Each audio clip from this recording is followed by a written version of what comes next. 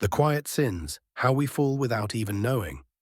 We often imagine the so-called deadly sins as loud, destructive acts. But more often than not, they whisper. They hide in plain sight, in everyday habits, in quiet choices, and in moments we think are harmless. This isn't about guilt or shame. It's about seeing ourselves clearly so we can rise more fully. It's not about pointing fingers. It's about opening eyes. Let's walk through them, one step at a time. Pride and vanity. We tend to picture pride as arrogance and vanity as an obsession with looks, but they can take softer forms.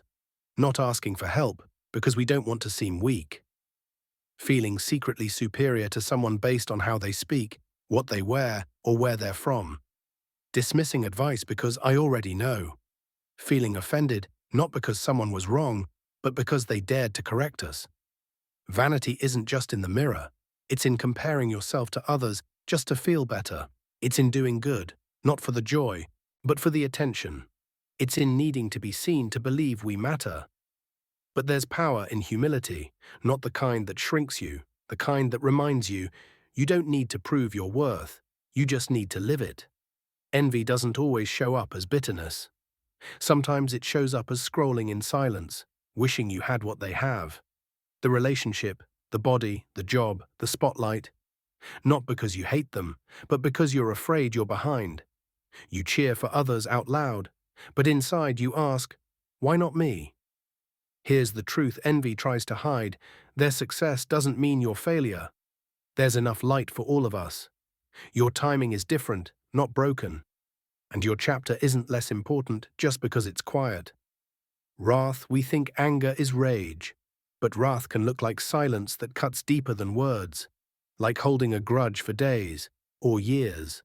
Like gossiping to get even, or letting your pain spill onto people who had nothing to do with it. Wrath hides behind sarcasm, passive aggression, cold shoulders.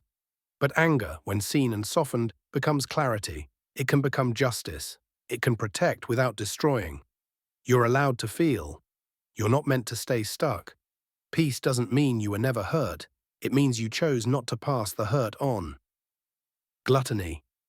It's not just about food. It's overconsumption in any form. Endless scrolling when your soul needs silence.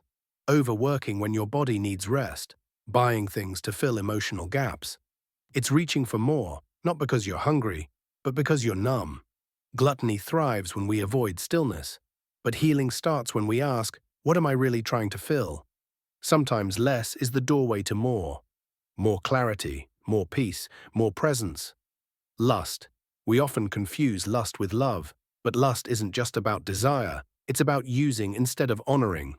It's looking at people as bodies, not souls. It's chasing connection through pleasure while avoiding vulnerability. It's not the spark that's wrong, it's the motive. Love asks, how can I give? Lust asks, what can I take?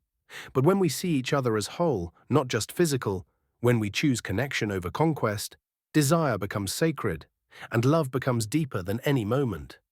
Greed doesn't always look like someone hoarding gold. It can be subtle. Always chasing the next thing, never satisfied. Choosing profit over people, wanting to win even when others lose. It can sound like, I'll be happy when I have more, and more never feels like enough. But true wealth isn't in what we own. It's in what we give, what we build, and who we become.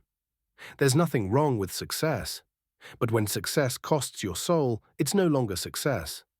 Abundance grows when we let it flow, not when we grip it tight. Sloth isn't just laziness, it's avoidance. It's knowing you need to grow, but choosing distraction. It's putting off the conversation that could heal a relationship. It's sitting on your dreams, not because you can't, but because you're afraid. Sometimes we call it rest, but real rest restores. Sloth delays.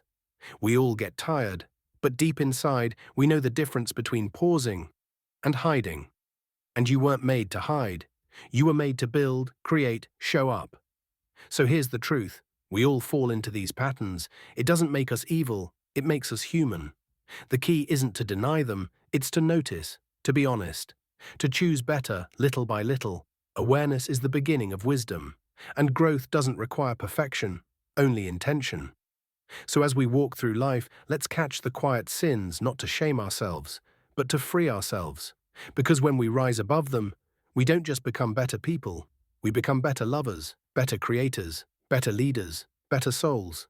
Not perfect, but awakened.